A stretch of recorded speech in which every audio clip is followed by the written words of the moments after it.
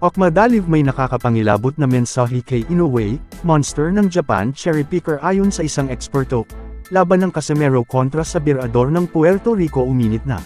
So una sa mga balitang boxing ay di nakatiis si Okmadaliv na sagutin ang tila pambabastos ni Inoue nang sinabi nito sa isang post sa kanyang Twitter account na why do I have to run away from someone who lost to Tapales that there's zero need for it, if you want to fight keep the value of winning and wait. Kaya uminit ang ulo ng dating champion at may brutal na rebuttal siya sa mga pahayag ni Naoya na I quote, OS champ. I never lost to anyone in a fair fight, you know it, and your team knows it. You were officially ordered to fight me twice, I challenged you having right to do so. You avoid it twice. If you honor Bushido and you act samurai, then seppuku is the only way for you now. Hala! 2 beses na palang inutos ng WBA na labanan ni Monster Inoue ang bata ni Eddie Hearns na parehong binasura lang ng kampo ng Hapones. At ngayon na alam na ng buong mundo ang kaduwagan ng boxing superstar na isang nakakahiya para sa isang Japanese warrior na tila umurong ang kalumbang dahil sa takot. Di ba ang ibig sabihin in layman's terms na iyon ay kung may dignidad, dangal at kahihiyan ka pang natitira sa balat mo ay mas mabuti pang mamaalam ka na sa mundong ibabaw. Iginiit din ni Okma na di pa siya natatalo sa itaas ng lona as long as patas at impartial ang mga humahawak nito. Referring sa laban niya versus sa Pinoy boxer na hawak ni Sean Gibbons, bagay na sinang-ayunan ng karamihan ng mga boxing fans na siya ang panalo when fighting versus Marlon Tapale. Sa ibang balita ay sabi ni Monster Turtle Monster Inoue na ano daw ang sense kung bakit siya matatakot kay Okma na tinalo lang daw ni Tapales kaya walang sense na labanan ito. Ang tanong ng karamihan na kaya ba he voluntary choose TJ Doheny over Okmadaliv dahil not worth it sa big fight.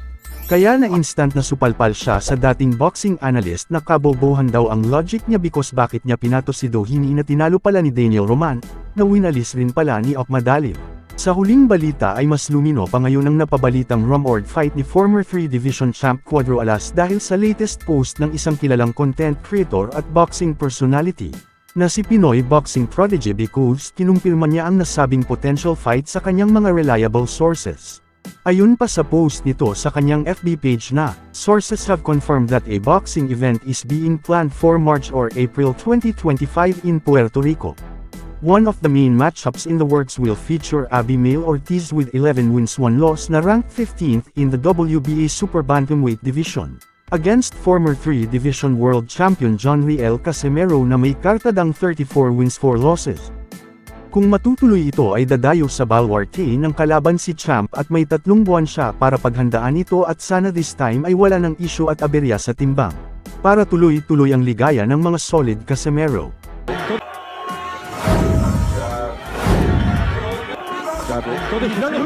Casimero hook.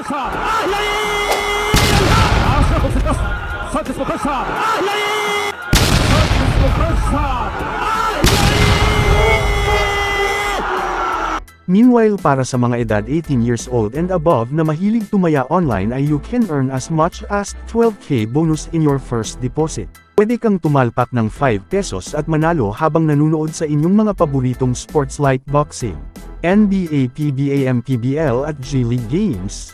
Madali lang ang pag-deposit at withdrawal via Paymaya, GCash Direct, GCash QR at online banking. Please check comment section para sa pagrehistro at gamitin ang promo code.